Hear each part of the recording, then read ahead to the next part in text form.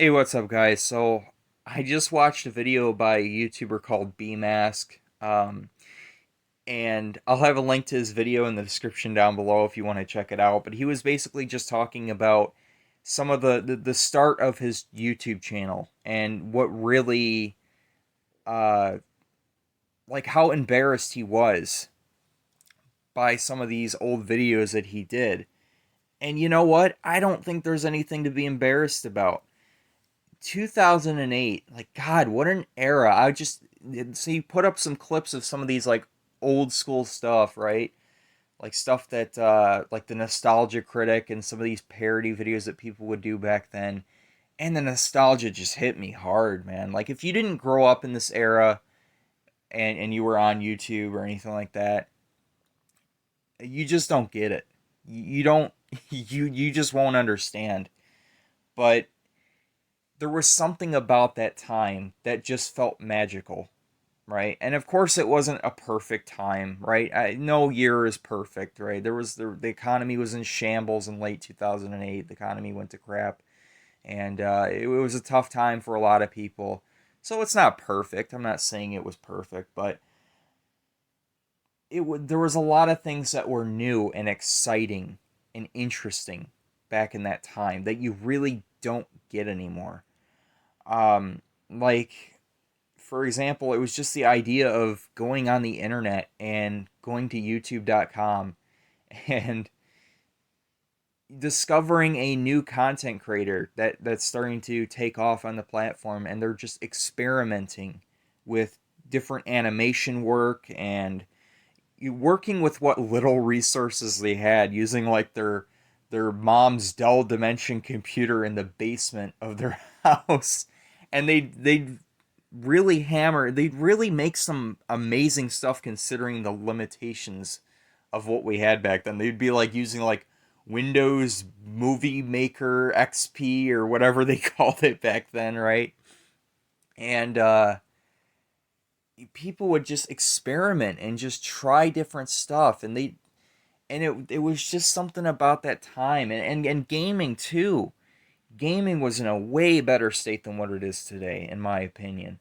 You didn't have all these microtransactions and DLC rip-offs, and you didn't have all this always online garbage, and you didn't have people making drama videos regarding like trying to force politics into gaming, and you just didn't have all that, and people spoiling the whole plot line of the game and stuff like that.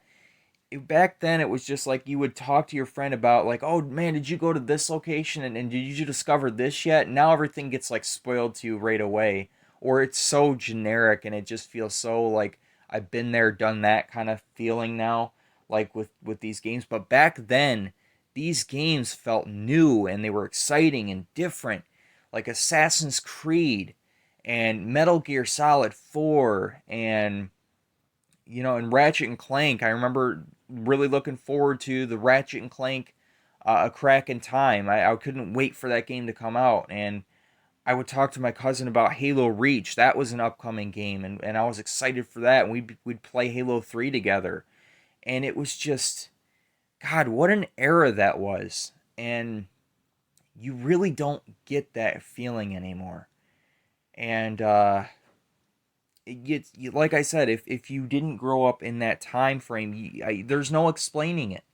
It's just wow. And I don't think that anybody should feel embarrassed for making really crappy videos back then, because everybody made really crappy videos back then. Uh, and that wasn't the point. It almost didn't even matter how bad the quality of your video was, because it was just the fact of experimenting and doing weird stuff and building a community of people. Like, there was no YouTube grind back then, you know? It was all about, communicating with people and sharing your thoughts, and it's just somewhere along the way that has been lost. And for Gran Turismo 7, there is nothing uniquely special about it. Like, you kind of know what to expect after the first couple days of playing it.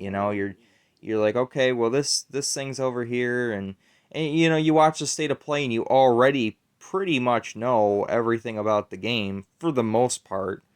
You already kind of know what to expect. Like when I was going through the world map and I was slowly unlocking more stuff, I already knew everything that I was going to be unlocking because there's nothing necessarily new. Some stuff got shuffled around and they added a couple things in some of these stores or whatever, but you already know for the most part what to expect from the game. And here's another thing too. Another example with The Last of Us 2. I had to completely disconnect myself from the internet just in order to enjoy the game. And I think a lot of people's experience was ruined by the fact that you'd go online and everybody, you know, people were spoiling The Last of Us 2 everywhere, all over the place. You couldn't go on YouTube and not and be somewhat interested in gaming and not hear about someone spoiling the plot line of The Last of Us 2, or someone talking about this that happens in the game or that happens in the game, and they bring up their dumb drama crap surrounding it, and why they don't like it and this and that, and the whole plot line got spoiled because the whole game's plot got leaked online and everybody was making videos about it, ranting about the stuff in it. And I didn't want to be spoiled. I'm like, I don't care what the fake outrage is today. I just want to enjoy the game. I want the game to be a surprise. So I completely had to disconnect myself from the internet just in order to enjoy the game. And for the first time in, I think, a long time, I was surprised by the game. Like, yeah, there was some cringy stuff in it, yeah. But I would play the game, and Joel's death was a genuine shock to me. Whereas I saw a couple other streamers after I had finished playing through the game, and they were like, oh, yeah, I already knew that was going to happen. People were already mentioning it. For me, I was like, oh my god, like, because that was a genuine shock to me. I wasn't expecting it.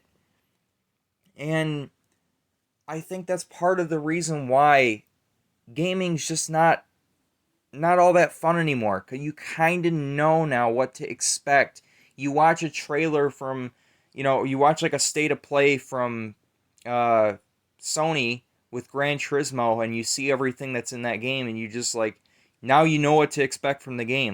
Compared to like something like Gran Turismo 4, you open up the game and there's this huge map you're greeted with, and you're just kind of left to do whatever. It wasn't on rails, you know. It was just like, and everything you did was like different. Like you could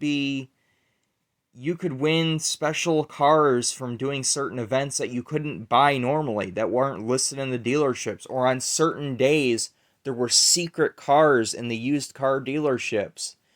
And you'd have to like you'd have to pretty much stumble upon it. And it was a new, unique surprise. You're like, whoa, what is this? This is different. It was just all so fresh and new, and nothing was spoiled back then.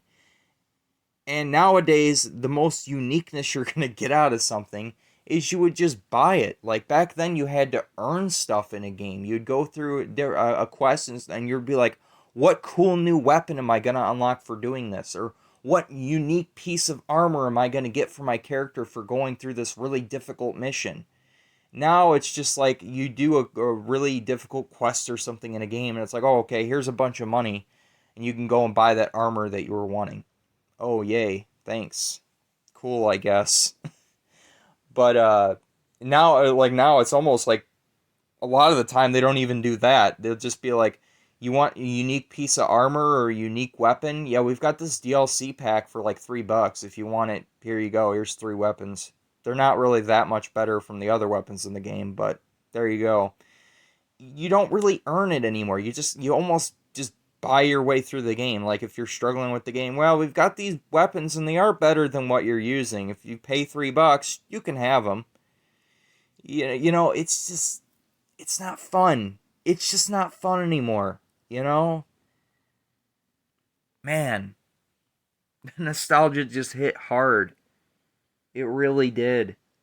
And I don't think if you made crappy videos back then that's something to be embarrassed of. In fact, I would say the opposite. You should be proud that you got the chance to experience that era and you got to take part of it, because it was just, it wasn't about the quality back then. It wasn't about YouTubers competing with each other and making this YouTube grind and having to make the top quality video, and it was just about having fun. And that was all there was to it. Let me know what you guys think in the comment section down below. I'll catch you later.